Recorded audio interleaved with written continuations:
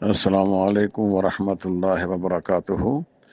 اس دن عبادت کا خاص اہتمام کرنا شرعاً ثابت نہیں ہے، بس اتنا ضرور حدیث میں آتا ہے کہ 15ویں شعبان کو اللہ تبارک و تعالی اپنے بندوں کی طرف دیکھتے ہیں اور ان کے لیے بخشش کا اعلان کرتے ہیں۔ دو آدمی ہیں جو اس بخشش سے محروم ہوتے ہیں، ایک مشرک اور ایک کینہ پرور جو کسی دوسرے مسلمان کے لیے اپنے سینے میں کینہ رکھتا ہو، وہ اس بخشش سے محروم ہے۔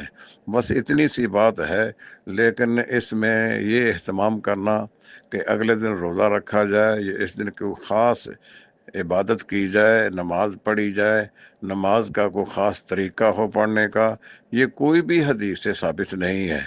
تو صرف اتنا ثابت ہے کہ اللہ تبارک و تعالیٰ اس دن اپنے بندوں کو دیکھتے ہیں، بخشش کا اعلان کرتے ہیں، لیکن ایک مشرک کے لیے اور کینہ پرور کے لیے کوئی بخشش میں حصہ نہیں ہوتا ہے۔